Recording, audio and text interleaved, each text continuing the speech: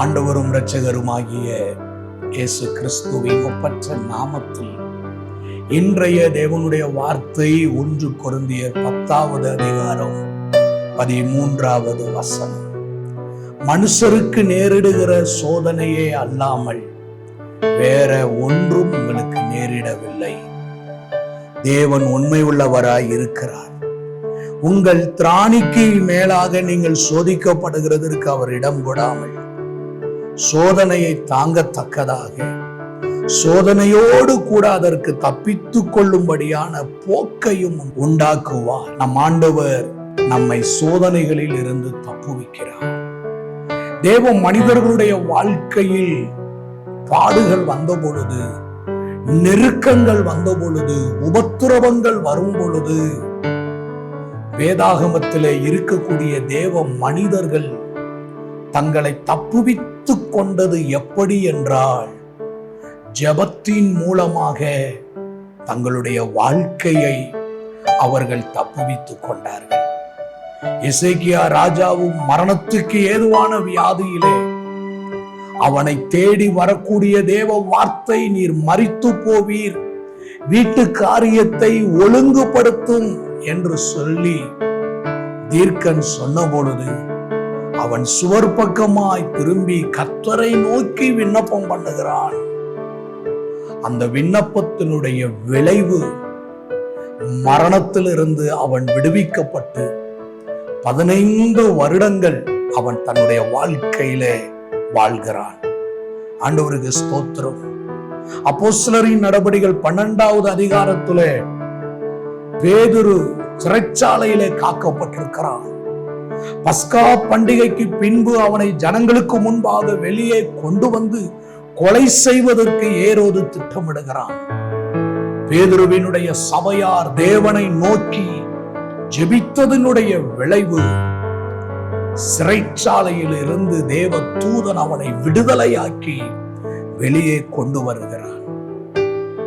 பவுலும் சீலாவும் சிறைச்சாலையிலே தொழுமரத்துல கட்டப்பட்டிருக்கிற பொழுது அவர்கள் ஜெபம் பண்ணி தேவனை பாடி துதித்தார்கள். அதனுடைய விளைவு அவர்கள் அந்த சிறையிருப்பிலிருந்து தப்புவிக்கப்பட்டார்கள், விடுவிக்கப்பட்டார்கள். யூத ஜனத்திற்கு அழிவு நிர்ணயிக்கப்பட்டதை அறிந்து எஸ்தர், மொர்தெகாய், தாதிமார்கள் 3 நாள் இரவும் பகலும் உபவாசித்து ஜெபித்தார்கள்.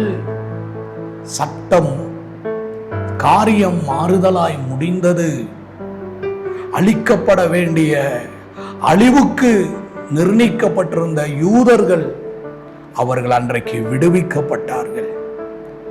இவர்களை எல்லாம் தப்புவிக்கும்படியான ஒரு போக்கு எங்கு கிடைத்தது, எதில் கிடைத்தது என்றால், தேவனை நோக்கி ஜெபித்த பொழுது, தேவனுடைய சமூகத்தை உபவாசத்தினாலும் ஜெபத்தினாலும் தேவனுடைய முகத்தை அவர்கள் தேடின பொழுது அவர்களுக்கு இருந்த சிறையிருப்பு, அவர்களுக்கு இருந்த நெருக்கம், அவர்களுக்கு இருந்த போராட்டங்கள், இவைகளில் இருந்து அவர்கள் ஆச்சரிய விதமாய் தப்புவிக்கப்பட்டு விடுவிக்கப்பட்டார்கள். இன்றைக்கு கர்த்தருடைய ஜனமே, உங்களுடைய வாழ்க்கையிலே நீங்கள் தப்புவிக்கும்படியான போக்கு எங்கே இருக்கிறது என்றால், உங்களுடைய முழங்காலின் ஜெபத்தில் இருக்கிறது. ஜெபத்தை தீவிரப்படுத்துங்கள், ஜெபத்தை அதிகப்படுத்துங்கள். எந்த அளவுக்கு போராட்டத்தை சந்திக்கிறீர்களோ, எந்த அளவுக்கு சோதனையின் ஊடாக நீங்கள் நடத்தப்படுகிறீர்களோ, அந்த அளவுக்கு நீங்கள் தேவ சமூகத்துல போய் காத்திருந்து ஜெபிக்கும் பொழுது நீங்கள் தப்புவிக்கப்படுவதான போக்கை உங்கள் ஜெபத்தின் மூலமாகவே உண்டாகிறது.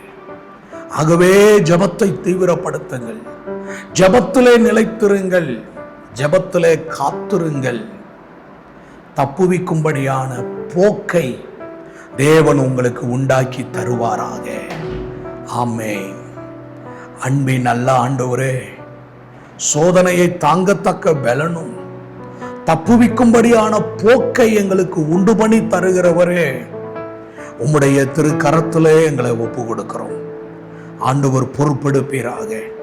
ஒரு ஜெப ஆவியையும் ஜெப சிந்தையையும் எங்களுக்குள்ளாக தந்து ஆண்டவர் எங்களை ஜெயமாய் நடத்துவீராக. ஒரு தப்புவிக்கும்படியான போக்கு எங்களுக்கு கிடைக்கட்டும்னு சொல்லி ஜெபிக்கிறோம். உம்முடைய திருக்கரத்தில் ஒப்பு கொடுக்கிறோம்.